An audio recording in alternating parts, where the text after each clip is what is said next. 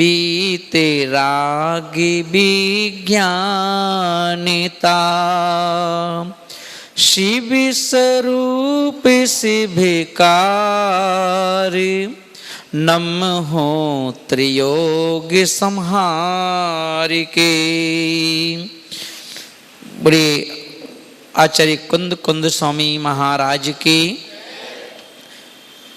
आचार्य गुरुदेव श्री ब्राग सागर जी महाराज की, अहिंसामयी विश्व धर्म की। यहाँ पर पहली ढाल पूरी हो चुकी थी और आज हम सेकंड जो ढाल है उसमें प्रवेश करने जा रहे हैं। और दूसरी ढाल की जो पहली चौपाई है उस चौपाई में यहाँ पर पंडित दौलत राम जी यहाँ पर पहली गाथा दे रहे हैं दूसरी ढाल की कि ऐसे मिथ्या दृग ज्ञान चरण बस भ्रमत भरत दुख जन्म में मरण, ताते इनको तजिए सुजाने, सुन तिन संक्षेप कहूँ बखाने।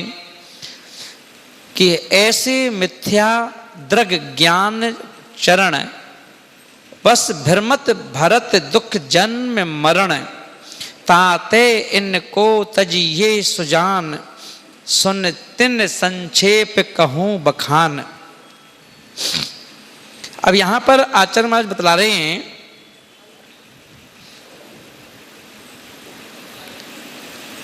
कि यह जीव मिथ्या दृग ज्ञान चरण बस, मिथ्या दर्शन, मिथ्या ज्ञान और मिथ्या चारित्र के बस में होकर के ऐसे इस प्रकार जन्म और मरण के दुखों को भरत यानी भोगता हुआ चारों गतियों में भ्रमत, चारों गति जानते हैं अपन है ना, देवगति, मनुष्य गति, नरक गति, तिरज गति, इनमें भटकता फिरता है तातई, इसलिए इनको इन तीनों को सुजान भली भांति जान करके तजिए छोड़ देना चाहिए है ना।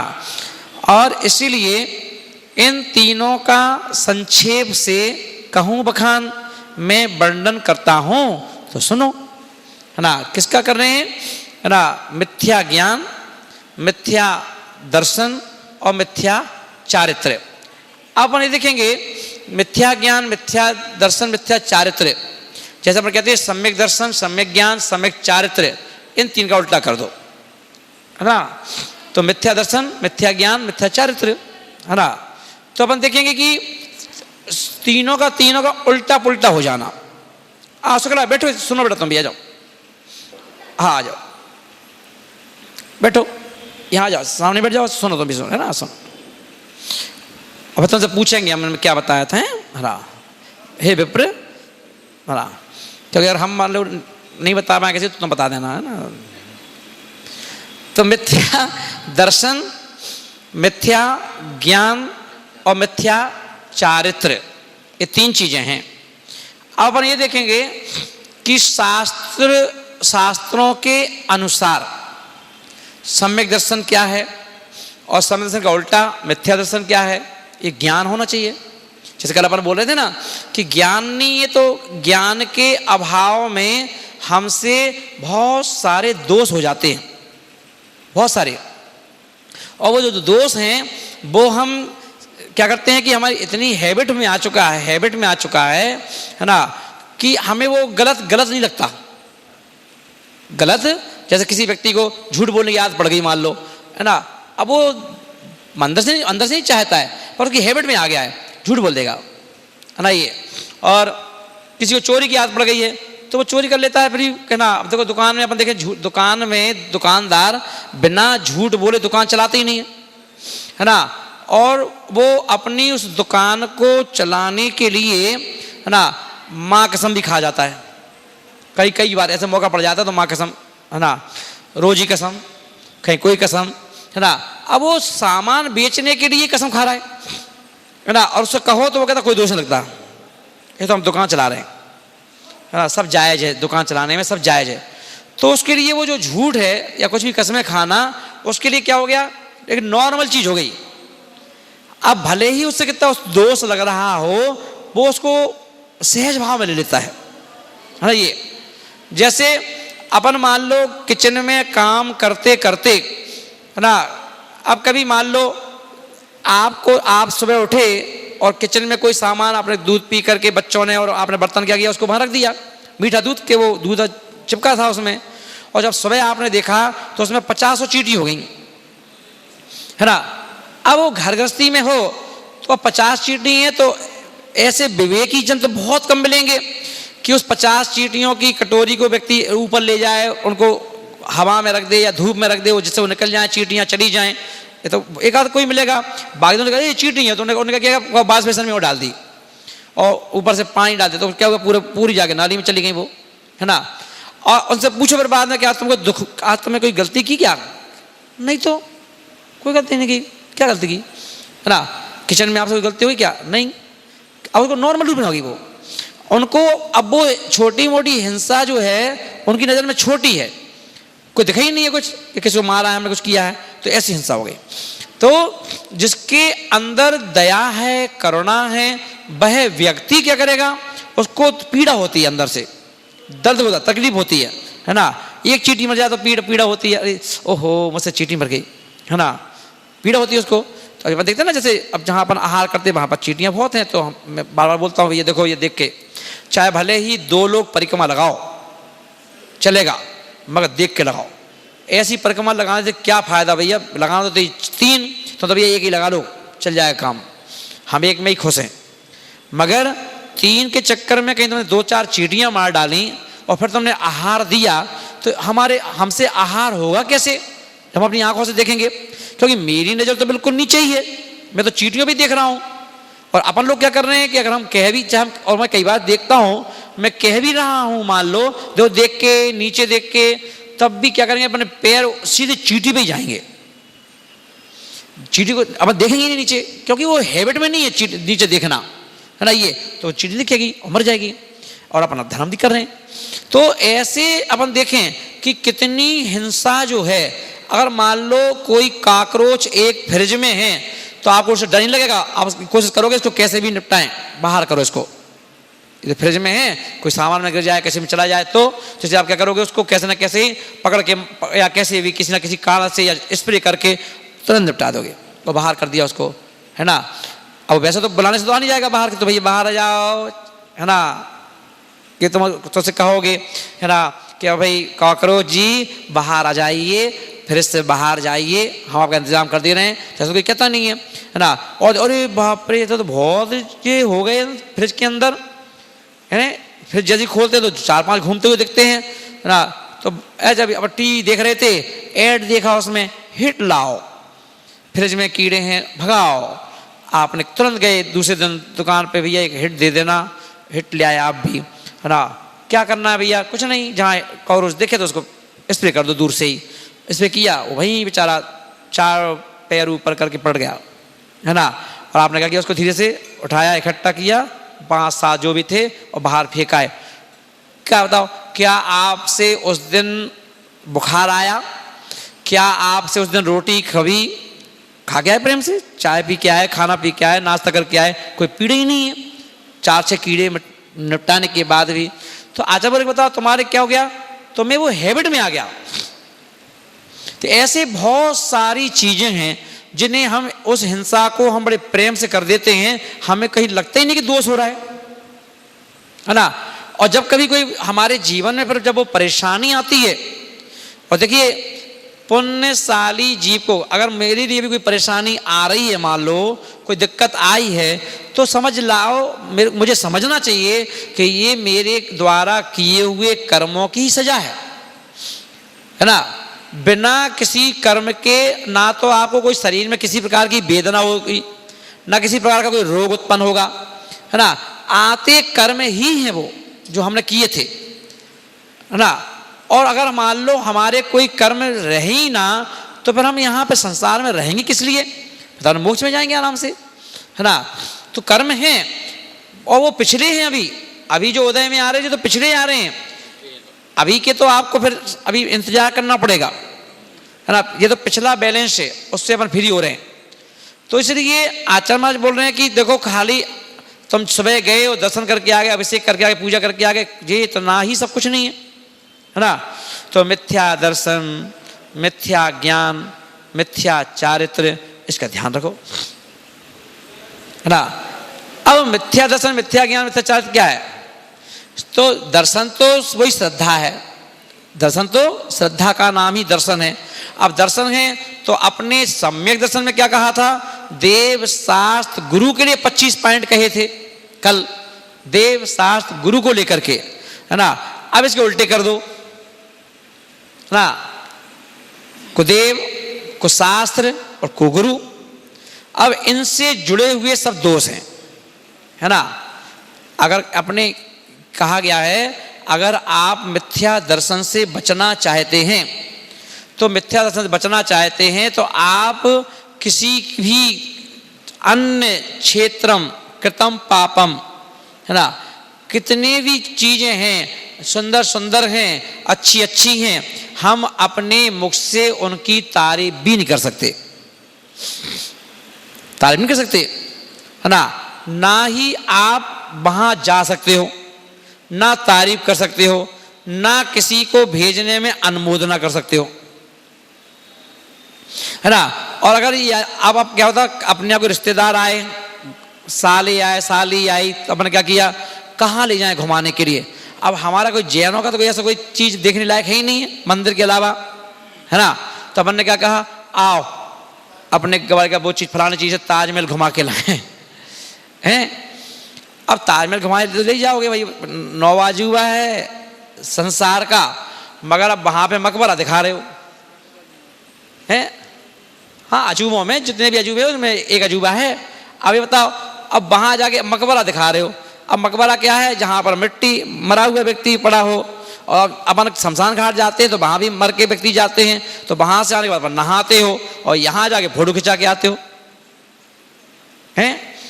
तो ये सब क्या है? मिथ्या ज्ञान, मिथ्या दर्शन, है ना। ये और भी अन्य जगह दिखाए ले जा रहे हो, हैं।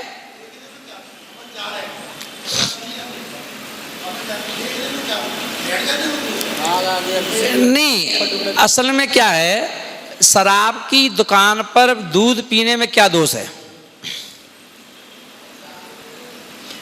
शराब की दुकान पर जाकर के दूध पीने में क्या दोष है?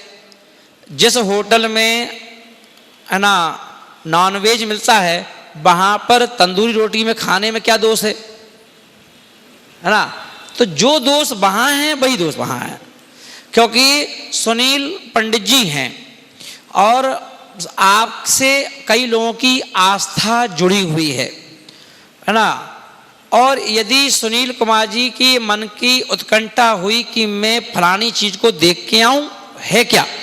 श्रद्धा नहीं है, देख के आऊं, है ना।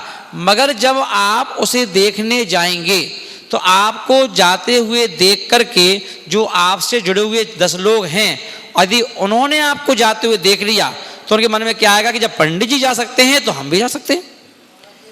अब आपके अंदर की क्या बात है, पर उनको वो तो नहीं मालूम ना, पर आपके शरीर को न जाते हुए देखा है तो वो आपके पथगामी बन जाएंगे। कईयों बार क्या होता है कि ना संघों में अब जो नए नए छोटे छोटे साधु होते हैं तो महाराज, जो आचार्य महाराज होते हैं, तो वो क्या करते हैं कि उन छोटों को सबको वहीं रोक देते हैं कि तुम लोग यहीं रुको, और जो सीनियर साधु हैं उनको ले जाते साथ में, आओ बिहार जी तुम आओ, फलाने तुम आओ, चलिए अपना आते हैं। बोले क्यों, है ना। तो हर जगह गंभीर लोग क्यों चाहिए? जब किसी साधु की समाधि होती है तो समाधि होती है तो अपन देखें कि एक साधु की समाधि करवाने के लिए 48 साधुओं का विधान है। हाँ, वो भी सीनियर, और 48 साधुओं के भी 4 साधुओं का ग्रुप बनाया गया, है ना। अब 4 साधुओं का ग्रुप बनाया गया तो वो भी 4 साधु हर किसी को ही ले लिया, 100 साधु 200 साधुओं में से 48 साधुओं को छांटा गया, है ना। अब उन साधु का जो 24 घंटे में एक बार आहार चर्या जो होनी है, तो आहार चर्या के लिए भी अलग से 4 साधु चाहिए, है ना। तो अब गुरुदेव से मैंने पूछा कि 4 साधु की भूमिका क्या है आहार कराने के लिए। भाई आहार कराना तो सहज भाव है, कोई भी करा देगा, साधु ही क्यों। तो आचार्य महाराज बोले कि देखिए 4 साधु चाहिए, वो भी वो साधु जिनके अंतराय कम आते हैं, जिनका क्षायोपशम ज्यादा है ना, कि जिनके अंतराय नहीं आते हैं उन साधुओं की ड्यूटी लगाई जाएगी। क्योंकि वो छपक राज हैं, और छपक राज का अगर तुम्हें रोज अंतराय तुम्हें आ रहे, मान लो अंतराय आता है, रोज बाल आता है खाना पीने में, और तुम अगर आहार करवाओगे तो तुमसे जरूर बाल आएगा, बाल आएगा। तो इसलिए कह दिया कि भाई तुम नहीं, तुम बाहर खड़े हो, तुम्हारी ड्यूटी दूसरे में रहेगी, तुम आहार मत करवाओ। तो बोले कि इसीलिए तो आचार्य महाराजों ने जैन दर्शन की, जैन फिलॉसफी बड़ी गजब की है। यहां पर आचार्य महाराज ने कहा दीनहीन की संगति करोगे तो दीनहीनता आज नहीं तो कल तुम्हारे पास आ जाएगी, है।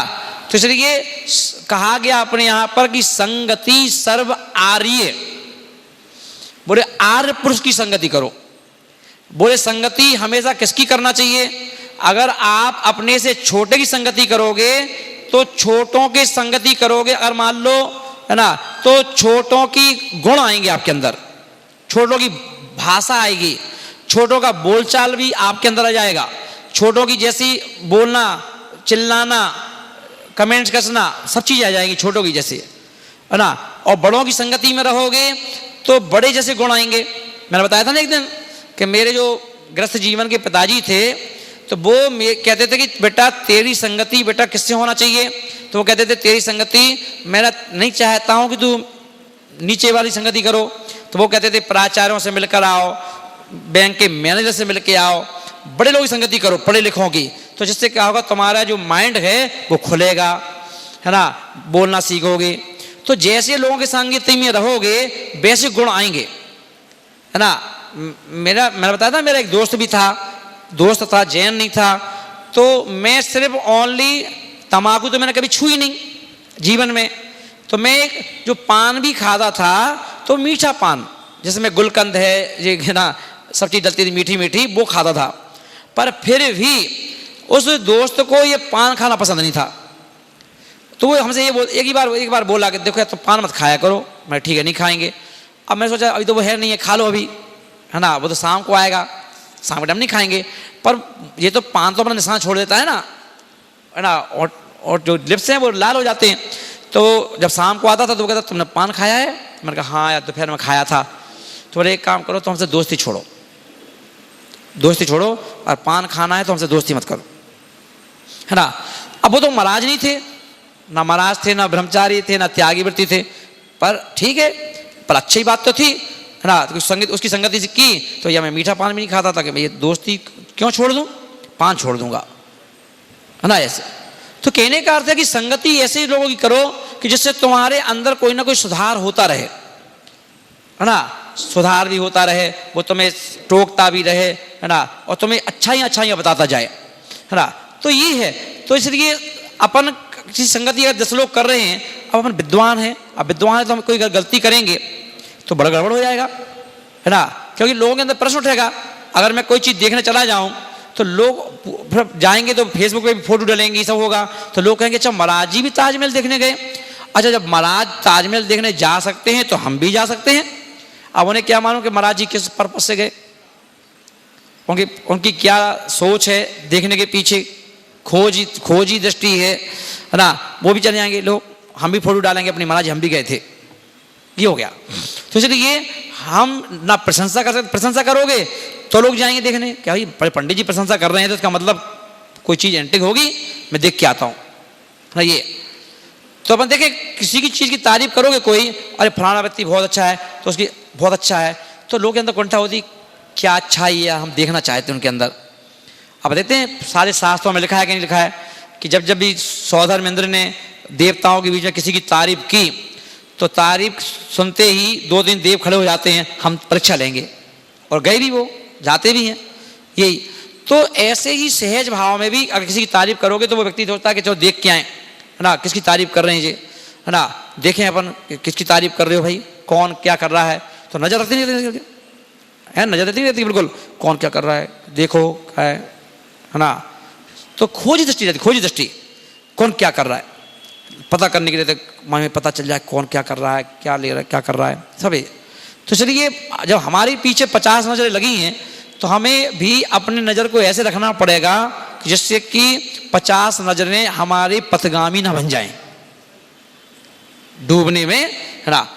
अब हम तो ऐसी चाल चलें कि हम अच्छी चाल चलेंगे तो हमारे पीछे 50 चलने वाले वो भी अच्छी चाल चलेंगे। ये क्योंकि कई बार देखते हैं व्यक्ति गुणों को कम रखता है, अब गुणों को जल्दी रख लेता है। कई बार कई चीज़ें, छोटे महाराज जी हमारे विजय सागर जी महाराज हैं तो ये कहेंगे, पहले बहुत कहते थे हमें नहीं मालूम ग्रंथ में क्या लिखा है, हमें नहीं मालूम इसमें क्या लिखा है, आप जो करोगे हम तो वो करते हैं, है ना। तो आप कभी मान लो कोई चीज़ देख ली, है ना, अब वो एक दिन क्या हुआ, मान लो मैंने चौके में आहार चल रहा था, अब वो चीज़ थी हाथ में, अब वो नहीं रुच रही थी, तो मैंने कहा, है ना, तो मेरे मन में आया वेस्ट करने से अच्छा है, मैंने ऐसे किसी को हाथ उसने ऐसे किया, मैंने दे दिया हाथ में, है ना। अब वो महाराज ने देख लिया, है ना, अब महाराज की दीक्षा हो गई तो महाराज ने दे दिया एक बार। तो मैंने कहा अरे गलत है ये, क्यों ऐसा तुम, क्यों, वो आप भी देते थे ना, तो मैंने आपको देखा एक दिन तो मैंने कर दिया, हाल पकड़ ली बात ऐसे। तो बोले कि नहीं, इसीलिए कहा गया कि कोई भी ऐसा कार्य अपन ना करें जिससे कि, है ना, वो दूसरे के लिए एक सबक बन जाए, प्रेरणा बन जाए, नहीं, है ना। तो इसलिए ऐसा काम करो जिससे कि देख के, भैया आचार्य विद्यासागर महाराज ने एक बहुत सुंदर बात कही थी कि जैसे हम किसी को 2 आंख से देखते हैं, मान लो 3 स्त्रियाँ बैठी हैं, अब किसी स्त्री को मान लो पर्टिकुलर एक स्त्री को हम मान लो 2 आंख से देख रहे हैं, है ना, तो हमारी नज़र किसी एक स्त्री को अगर देख रही है तो सारी महिलाएं तो हमें देख रही ना हैं। अब मान लो 50 लोग बैठे हैं और हम मान लो किसी एक का नाम ले लेके बार बार बोलने के सुन रहे हो ना, सुन रहे हो ना, तो बाकी स्त्रियाँ क्या सोचेंगी, महाराज को तो एक ही स्त्री दिख रही है पूरे सभा में, ज़्यादा महाराज जी का ध्यान उसी पे रहता है ना जी। तो क्यों, क्योंकि हमारी 2 आंखें देख रही हैं उसको। तो इसलिए ये बोले कि तुम्हारी 2 आंखें देखती हैं पर तुम्हारे लिए 1000 आंख देखती हैं। तो इसलिए अब तुम इसलिए तो अपनी 2 आंखों को बंद रखोगे 1000 आंख से बच सको। ये दोष है ना, कि हम किसी के लिए निमित्त ना बन जाए, है ना। तो इसलिए आचार्य महाराज क्या बोल रहे हैं कि मिथ्या दर्शन, मिथ्या ज्ञान, और ये मिथ्या दर्शन, मिथ्या ज्ञान और मिथ्या चारित्र ने हमें बहुत भटकाया है, बहुत भटकाया है हमारे लिए, है ना। भवों से भटकाया है ना, भवों से। और ये मिथ्या दर्शन, मिथ्या ज्ञान, मिथ्या चारित्र कहने में बड़ा सहज सरल है, हम रोज भी प्रवचन देगा 4 महीने मिथ्या दर्शन, मिथ्या ज्ञान, मिथ्या चारित्र पर आप 4 महीने बाद देखोगे तब भी आप मिथ्या दर्शन, मिथ्या ज्ञान, मिथ्या चारित्र की ही पोषक बनोगे। क्यों, क्योंकि आप अनंत काल से वही करते आए हो। तो एकदम सहसा छोड़ना आपको लगता है कि अरे वो महाराज कह तो सब सही रहे हैं पर हम करें क्या, क्योंकि चली ऐसा रहा है, हम कैसे अलग से जाएं, है ना। क्योंकि इतने लोगों के भीड़ में हम ऐसे ही रहते हैं तो हमें ऐसे ही रहना पड़ता है ना। तो जानबूझ के गड्ढे में कूद रहे हैं अपन, जानबूझ के, क्योंकि अब हम गलत में ही कंफर्टेबल हो गए, अब हम कंफर्ट जोन में रहने लगे। अब कंफर्ट जोन में रहते हैं तो कंफर्ट जोन में रहते रहते अब क्या होगा कि वही मैं अपनी खुद की बता रहा हूँ, है ना। एक दिन मैंने क्या हुआ कि एक दोस्त था तो उसकी दुकान पर गया, उसके रसगुल्ले फेमस थे, रसगुल्ले फेमस थे उसकी दुकान के, है ना। तो मैंने कहा दोस्त था तो मैं दुकान पे एक दिन गया, शाम सुबह पहुंच गया मैं घूमने के हिसाब से, मैं चलो घूमने जा रहे हैं उसको भी ले लेंगे दोस्त को। तो मैं उसकी दुकान में चला गया, तो उस दिन उसकी दुकान पर गया तो थोड़ा मैं अंदर जैसे ही गया, मैं देखा तो दुकान पे इसके तो वहाँ चाशनी की कढ़ाई रखी थी रसगुल्ले के लिए, चाशनी कढ़ाई उस रात को ही बना कर रख देते थे। मैंने उसमें क्या देखा, कढ़ाई में कम से कम नहीं तो उसमें, है ना, 1500 चीटे पड़े थे, 1500 चीटे, है ना। अब वो मैंने कहा अबे ये चीटे 1500 चीटे पड़े इसमें तुझे। तो बोला, बड़े नॉर्मल रूप से बोला, है ये तो रोज का काम है। मैं रोज का काम है कि हाँ। तो मैंने कहा क्या कर रहा है, चल घूमने चल रहा है क्या, एक मिनट अभी थोड़ा कढ़ाई गर्म कर दूँ, है ना। तो उसने कढ़ाई, तो मैं अलग तो कर दे, कि अभी अलग करूँगा तो कितनी चाशनी फिक जाएगी, फिर इसको गर्म करने दो। अब कोई मर तो गई है वो, तो चाश जो चिपक गई उसमें, तो फिर गर्म करो तो जैसे पूरी चाशनी पानी पूरी निकल जाए। फिर उनको पूरा निकाला उसने ऐसे इकट्ठे करके और चाशनी ताड़ करके और फिर फेंक दिया, है ना। मैंने कहा भैया, मन में सोचा मैं तो तेरे यहाँ रसगुल्ले नहीं खाऊंगा, है ना, मैं नहीं खाऊंगा रसगुल्ले मसगुल्ले, है ना ये। और जब शाम के टाइम वहाँ मैं निकला तो गरम गरम रसगुल्ले बन रहे थे। तो मैंने कहा यार रसगुल्ले गरम गरम बन रहे हैं, तो सुबह की बात याद एक चीज़, वो तो मैंने सुबह की बात है, तो चाशनी खत्म हो गई होगी, अब तो जब दूसरी होगी, दे दो खा लिया। तो ऐसे ही व्यक्ति कंफर्ट हो गया बहुत, और इतना कंफर्ट हो गया है रह रह करके। अब उसको अगर हम महाराज कोई भी महाराज कहें या शास्त्रों में निकले तो आप क्या कहोगे, अरे वो तो महाराज तो कहते ही रहते हैं, अरे वो तो शास्त्रों में तो सब लिखा ही है, बता। पर कौन कर रहा है पंचम काल में ऐसा, कौन कर सकता है, कैसे हो सकता है ये सब संभव। अरे भैया घर में परिवार के साथ रहना पड़ता है, बाजार में खाना पड़ता है। अभी तो महाराज की अगर बात माने तो भूखे ही मर जाएंगे, तो लोग जी और कह देंगे। तो इतने कंफर्ट हो चुके हैं हम लोग, है ना, कंफर्ट जोन में रह करके कि अब हमें पता भी चल जाए दिमाग में कि हाँ गलत है, पर फिर भी वो हमारे लिए सही है। ये स्थिति हो गई हमारी, तो हमें लगता ही नहीं है, क्योंकि अब आदत में आ चुका, आदत में, है ना। किसी को चोरी की आदत पड़ जाए, तुम अब पड़ जाए चोरी की आदत, तो तुम खूब कहो चोरी करना पाप है, चोरी करना पाप है। सुनेगा ऐसे ही कहेगा, सही कह रहे हो महाराज, सही कह रहे हो। और जब चोरी का टाइम आएगा तो बड़े अच्छे हिसाब से चोरी करेगा, ये चोरी जरूर करेगा। एक जैसे अपन यहाँ पर काम कर रहे हैं ना, जैसे महाराज का चतुर्मास चल रहा है, अब वो 2 बच्चे बेचारे यहाँ पर काम करते रहते हैं, हाँ। तो ऐसे ही हम लोग एक जगह चतुर्मास चल रहा था, एक व्यक्ति ड्यूटी थी, बेटा तुम देखो तुम्हें ध्यान रखना है, महाराज के लिए कोई जरूरत पड़ जाए, कुछ हो जाए तो तुम लोग ध्यान रखना, ठीक है ना। और महाराज की नैपकिन भी धोते रहना, झाड़ू लगा देना, कमरे की सफाई कर देना, कि ठीक है। अब वो एक ब्रह्मचारी भैया थे साथ में, है ना। तो ब्रह्मचारी भैया साथ में थे, तो उनके कुर्ते पजामे भी वो धो देता था बेचारा, कि लाओ हम धो देंगे कपड़े तुम्हारे भी, तो धो देता। अब एक दिन क्या हुआ,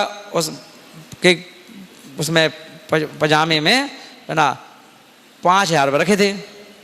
अब वो भूल गए, उन्हें उतारे, उसे कह दिया तब तो धोने वाले कपड़े यहाँ रख दिया करो, हम उठा के ले जाएंगे। तो उन्होंने क्या किया, उतारे कपड़े और रख दिए, उन्हें याद ही नहीं था कि 5000 रुपये रखे इसमें, है ना। अब वो ले गया उठा करके।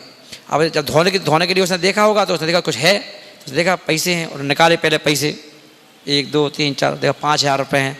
उसने क्या किया, बड़े आराम से 1000 रुपये निकाल लिए, और 1000 रुपये निकाल करके और थोड़ी देर बाद मेरे पास आया, देखो गुरुजी भैया जी कितने लापरवाह हैं, बताओ कपड़े दे दी धोने के लिए, और इसमें तो पैसे थे, बहुत अच्छा था कि मेरे हाथ पड़े, कोई के हाथ पड़े तो चले ही जाते, है ना। ये तो पैसे देखो, है ना, मैंने कितने हैं, अब हमें तो गिने ही नहीं, तो जैसे थे तो जैसे निकाल के ले आए, है ना। अब मैंने उसको भैया जी को दे दो, भैया जी पैसे, तो गिने, इसमें तो 4000 है, 5000 थे, है ना। तो हम भी कुछ नहीं कह पाए, उसे क्या कहें, वो तो 4000 रुपये खुद भी ईमानदारी से देने आया है, अब उस पर इल्जाम कैसे लगा दें, हैं।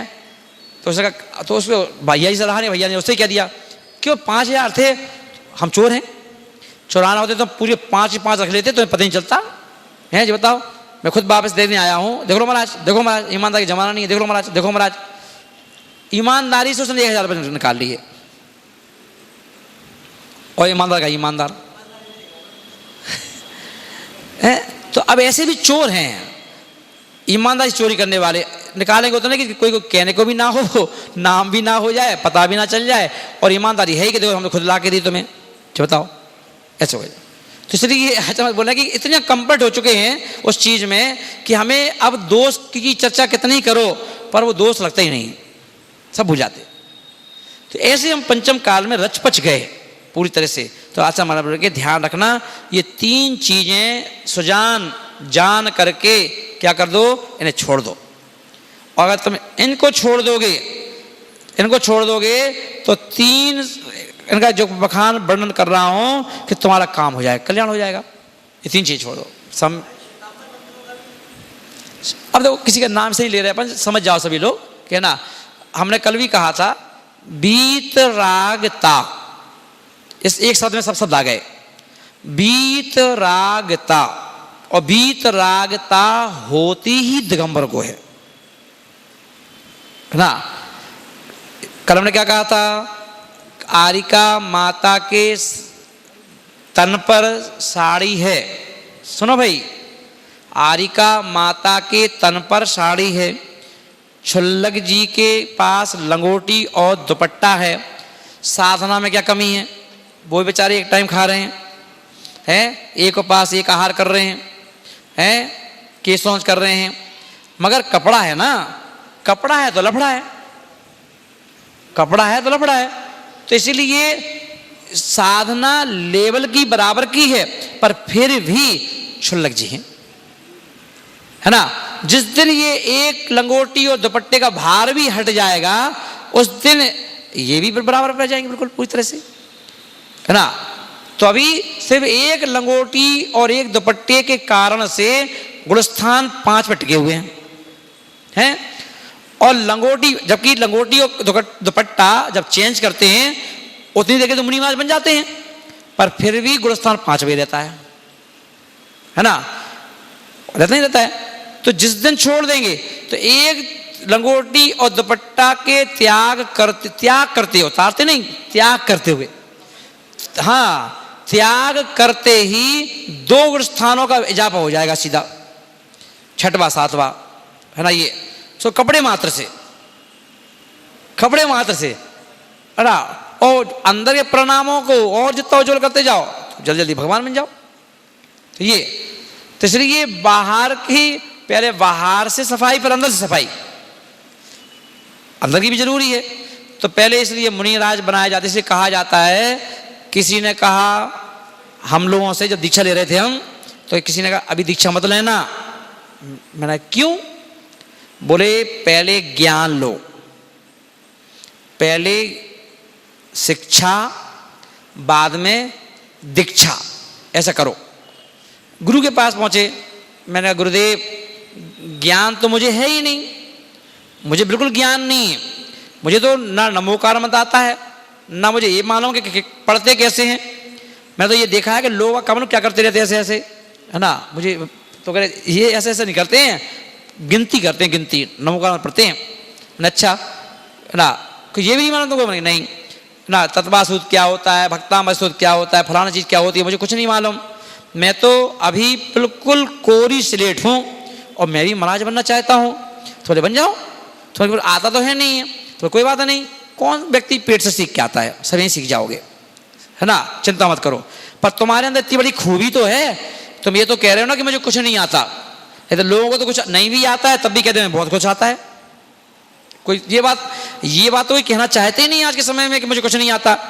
बोले देखो, पब्लिक प्लेस पर ये स्वीकार करना कि मुझे कुछ नहीं आता, है ना, अपने वीक पॉइंट को बिल्कुल ओपनली बता देना, उस व्यक्ति को तिरने में कोई टाइम नहीं लगेगा जिसको ये कहना आ गया।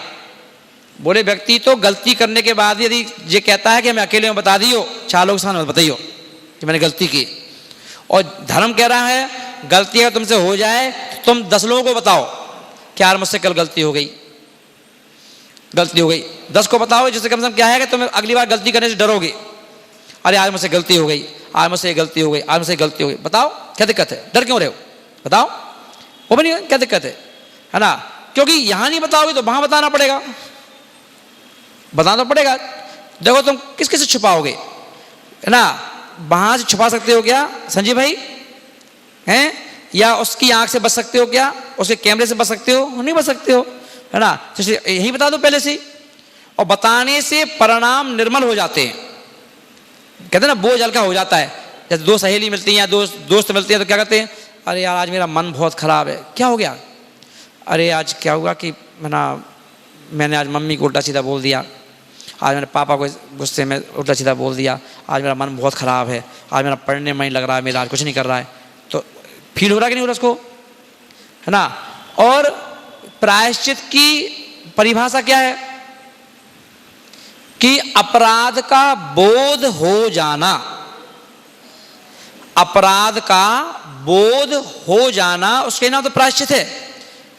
अब तुम अपराध पे अपराध करते चले जा रहे हो, करते चले जा रहे हो, और कह रहे प्रायश्चित दे दो।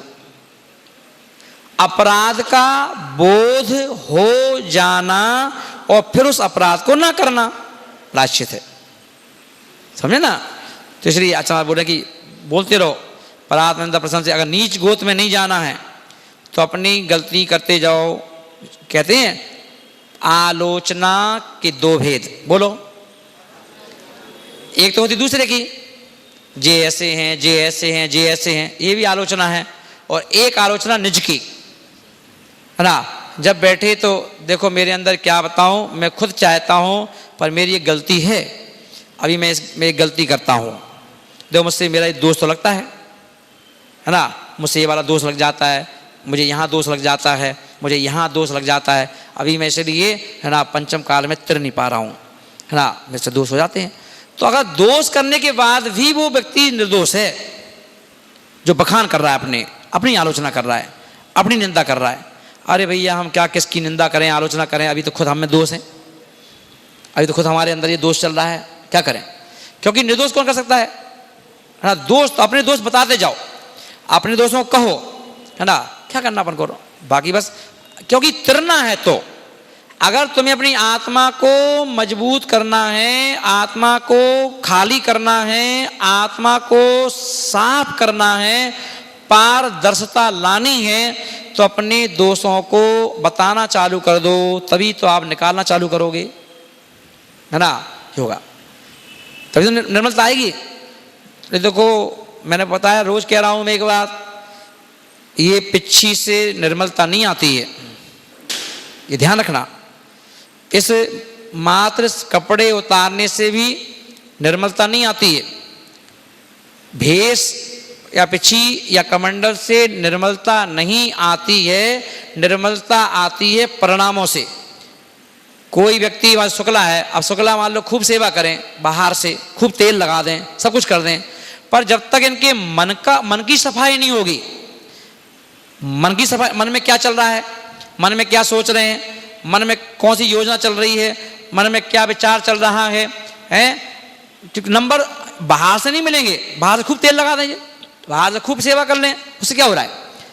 अगर बाहर की सेवा के साथ साथ अंदर से भी बिल्कुल निर्विकार रहें, निर्विकार, कि मुझे तो भगवान मिल गए, मैं तो कितना सौभाग्यशाली हूँ कि ये लोग तो आते हैं और चले जाते हैं, मैं देखो मुझे कितना सौभाग्यशाली हूँ कि मैं सुबह सो के भी उठता हूँ, सबसे पहले आँख खुलते ही मुझे गुरु के दर्शन होते हैं, साक्षात भगवान के दर्शन हो गए, साक्षात हमारे साथ चलने का मौका मिल जाता है, आहार देने का मौका मिल जाता है, अभिषेक करने का मौका मिल जाता है। क्रिया तो सब कर रहे हैं, क्रिया कर सब रहे हैं, मगर उस क्रिया में इनकी उपस्थिति कितनी है,